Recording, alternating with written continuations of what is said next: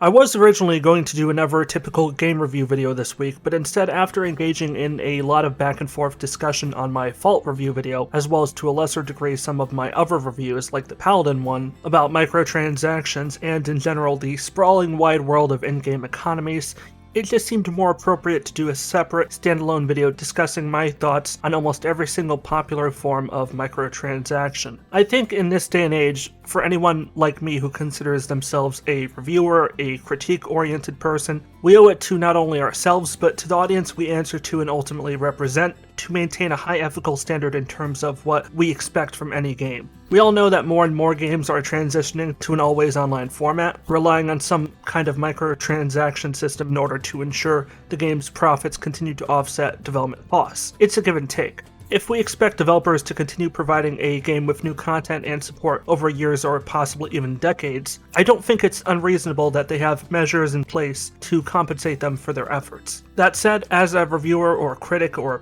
whatever, it would be reckless and irresponsible for a review video to not inform your reviewers about what microtransactions they can expect to encounter over the course of playing the game. There seems to be this rather bizarre view I've seen expressed not only in response to me, but in response to other creators or news site outlets that criticize any game for having exploitative microtransaction practices. This idea that any discussion of a game's microtransactions has no business being in a review video or a first impressions type video, to me it's a classic case of you're damned if you do and you're damned if you don't. On one hand, you could decide to bypass discussing microtransactions altogether, not mentioning them at all, but then you're going to get people complaining about how you're a sellout or otherwise a corporate shill for whatever publisher had made that game. On the other hand, you include discussion of microtransactions in a review video, and you get people complaining about you supposedly talking about things that have nothing to do with the core game. You're going to lose either way. This is where we get to my personal line in the sand, if you will. If it's in the game, I'm reviewing it as being part of the game. If these features truly have nothing to do with the game, developers and publishers wouldn't be including them in said game. It's as simple as that. If it's in a game, it's subject to my review. That doesn't mean microtransactions are inherently sinister in nature. I've played a fair number of games, both free-to-play and retail games, that find their own respective balance between being fair and transparent and, conversely, incentivizing players to spend their own money.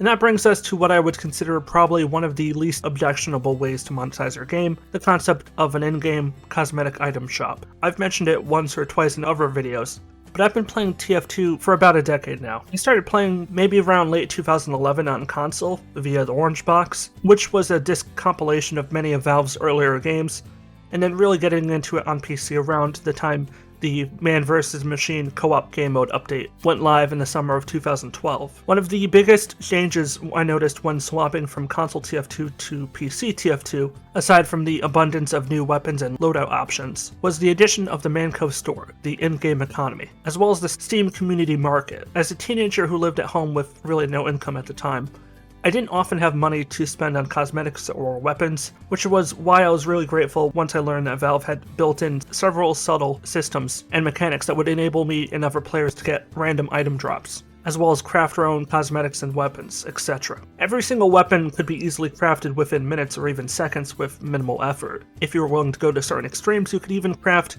random cosmetics for free, all by just playing the game and recycling some of the duplicate random drops you get, turning them into scrap metal instead. Another game that implemented a entirely different but likewise fairly reasonable monetization practice was Warframe. I'm not really a huge Warframe player, I've dipped in and out of it over time. I probably spent about 50 or so hours in game, mainly just do a couple quick 10 to 20 minute long missions with my friends.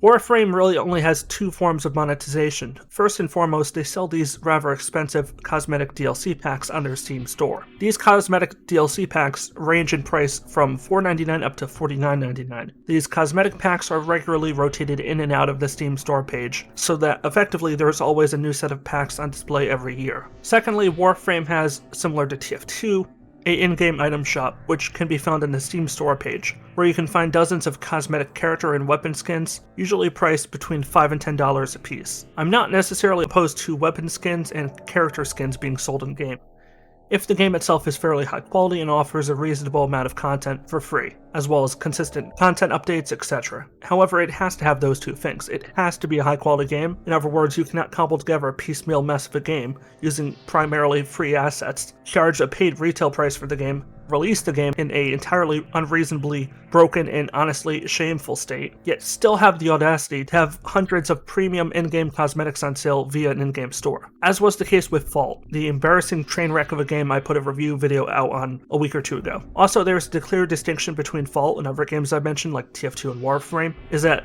Fault is a $20 early access game. The developers never even bothered to complete development of their game before forcing in a cosmetic item shop, effectively thumbing their noses at their admittedly dwindling player base. Early access games, by definition, shouldn't have item shops. If you want to put one in when you exit early access as a version 1.0 title, I would be a lot more lenient in my critique. The point of an early access game is to gather as much public feedback from your core community as possible before appealing to the masses. It's essentially a lengthy, usually paid, public beta, and from a monetization standpoint, I would consider it to be mostly off limits compared to a full released game. One more sinister form of microtransaction I've cropping up over the last year or two is the concept of XP boosters and time savers. While we as gamers have seen plenty of subscription-based games, mainly the MMORPG genre, as well as popular FPS games like Call of Duty or Overwatch, have these XP weekend events, where during a specific weekend you can log in and earn double or triple the amount of XP you normally would, just by logging in and playing like normal, etc. I've got no problem with that. It's a very good way of fostering goodwill in your community, as well as getting more people in-game during these times. If you combine that with a free weekend, if we're talking about a paid retail game, it's even more effective as a marketing tool. But over the last few years, I've seen an alarming number of games, not only online multiplayer games, but even single-player RPG games, have these specific time-oriented XP booster packs where you spend $2, $5, etc. at a time to get these limited time XP multiplier packs to allow you to easily and quickly grind up and level up your character. And I don't really like that. On one hand, the more libertarian side of me says that hey, if players want to pay to bypass the normal leveling process, let them. But the other more pragmatic side of me understands the reality that if a publisher designed a game to incorporate XP boosts, and they likely manipulated the normal progression rate so as to make it agonizingly slow as possible in order to frustrate players into handing over their money. Also, the fact that these time savers initially began cropping up in mobile games before crossing over to the PC and console demographics is not one fact I can easily ignore. I find it distasteful and troubling that we're allowing mobile microtransactions to rear their ugly head in mainstream gaming, which up until recently we've at least pretended is on some moral high ground compared to this sleazy mobile market, when in truth at this point both feed into the other. We have PC games going on to mobile and mobile microtransactions coming to PC, so lose-lose I suppose, or win-win. I don't know, kind of depends on your point of view. On the subject of RPG games, since this I've also seen a fair amount in those kinds of games, we have what I like to think of as quality of life microtransactions. It's a bit of an umbrella term, as this can include stuff like extra inventory space or extra character slots, really anything that allows you to expand the range or the effectiveness of the more basic gameplay mechanics. Another one could be making players pay using premium currency to fast travel in RPG games, as opposed to forcing them to spend minutes at a time manually walking from point A to point B. I don't really like these. I think they're by definition one of the most oppressive microtransaction systems in the industry. I don't think they're by definition one of the most, but I definitely put them near the bottom of the top 10. Next up, we have pay-to-win weapons or items. Just to be utterly clear, my definition for these is fairly straightforward. A weapon or item that is exclusively unlocked by spending real-life money, and cannot in any way be unlocked using free in-game currency or through player progression. These I am completely and fundamentally against, not only because it creates a system of haves and have-nots, but also more importantly because it completely unbalances the game, basically handing easy wins to players willing to open their wallets as opposed to having to play better than the enemy players. That's the most severe example where a paid weapon is inherently designed to be better than a free one. But also in general, this could be applied to any individual weapon or a weapon pack DLC, being forced on players in a multiplayer setting. If it's a single player game or an online co-op game, I'm a little bit more lenient because you're never going to have a situation where one player is at an advantage over the others. At least not to the same degree. I think with co-op games, the problem still exists, but to me it's less obtrusive than were an online PvP game. Next up, we have season passes, like those found in free-to-play games like Fortnite, Destiny 2, Dauntless, etc. Personally, I think these are fine for the most part. They certainly are less exploitative than some of the other options, as long as the unlockable content is merely cosmetic in nature and doesn't have an impact on gameplay. Destiny 2, I feel, crosses the line a little bit in this regard, as not only do you have cosmetic items being gated off behind the season passes, but also exclusive weapons, gear, and other equipment. Now, Bungie may at some point down the road decide to add some of these weapons and gear into the game for free, but that doesn't really change the fact we're still talking about exclusivity.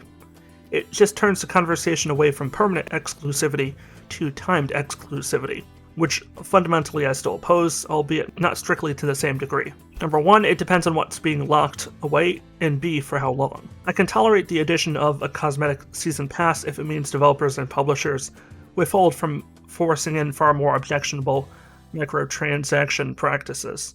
And next we get into my final 2 points of interest, each respectively being the best and worst ways to monetize your game. And when I say best, I don't necessarily mean that everyone's going to like it, but from a consumer advocacy standpoint, from the perspective of wanting to eliminate microtransactions that prey upon people and are inherently designed to manipulate people. As for the worst, well, I don't think people will be very surprised at my verdict. The best way, I think, was, and to a certain degree still is, the existence of expansion packs. I think for a lot of games, DLC expansions can do a lot to greatly extend a game's natural life cycle, ensuring players get new hours of new quality content, while ensuring the developer keeps a steady inflow of money coming in.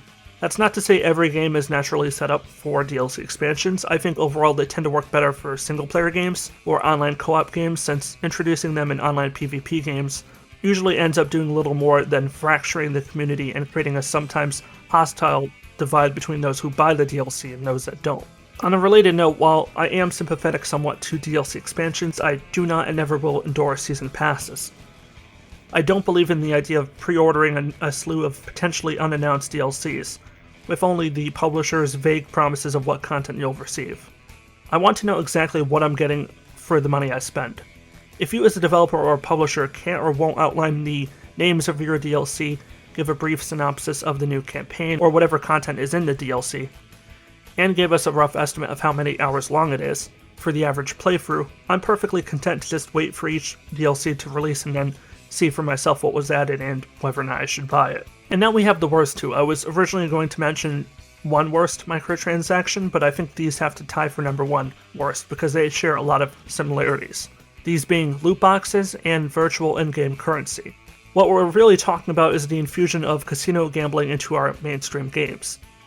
No matter how many ridiculous labels and terms EA and Activision try to come up with in order to steer the conversation away from the barely legal gambling systems that they put in place, like calling loot boxes surprise mechanics, it doesn't change the fact that you're spending real-life money in order to roll an invisible pair of dice, trying to get items of perceived higher value than others, with the system designed in a way to ensure players lose out on earning higher value items in the vast majority of instances, but still keeping them coming back and betting more money, hoping they'll hit it big on the next roll. It's my belief that loot boxes should be regulated the same as actual in-person casinos, enforce a strict minimal age limit, and preferably set limits on how much players spend on any given day. I don't have a huge problem with adult-oriented games, those marked as M for mature, having loot boxes. If you're a legal adult, you should be able to gamble whatever you want to, within reason. But I have an enormous problem with video game developers and publishers exploiting a legal loophole in order to suck underage kids into becoming lifelong gamblers. If a game is marketed for kids and easily accessible to kids, it shouldn't have loot boxes or other predatory microtransactions. While I do think a lot of parents need to take more responsibility over what they allow their kids to play and spend money on, I do think that developers and publishers should be held to the same legal standard as actual casinos are, if they intend on making their money through gambling. Finally, we have in-game currency systems. These I consider among the worst microtransaction gimmicks because of its flagrantly deceptive nature. When you see a dollar amount attached to a virtual item, you know what you're spending. But when an item is listed as 750 gems and then you're brought to a few different menus before finding out what that 750 gems cost, like $9.99 USD, you're deliberately trying to mislead the player into spending more than they intend to, using deceptive practices to make them not necessarily forget, but rather set aside the value they normally otherwise associate with their money. There's a lot of psychological reports about how mobile game players are far more likely to overspend on their games if said games utilize some form of fictional in-game currency. And now we're starting to see this sweep from mobile to now mainstream gaming.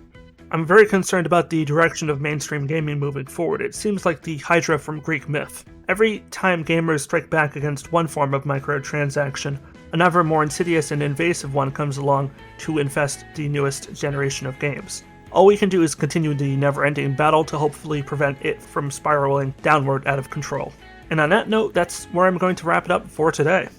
A couple of quick announcements before I end this video. I am working on a new video series I plan to release starting sometime in early February, aka next month, where I'll be interviewing various indie developers where we take a small dive into the thought process that goes into game development. Most of these videos will revolve around games that have previously been featured on the channel, so if you're a fairly long-term viewer, you'll likely recognize some of the games being discussed. Some of these developers will be featured in audio form, and others have sent back their Q&A responses in text form, as in some of these cases English is not their native language, so we're going to incorporate them as we go. But I think it's going to be fairly exciting to do these videos on the side in addition to doing the same weekly review videos you guys have come to expect from me. For 2021 and hopefully beyond, it's all about adding more to the channel, not doing less.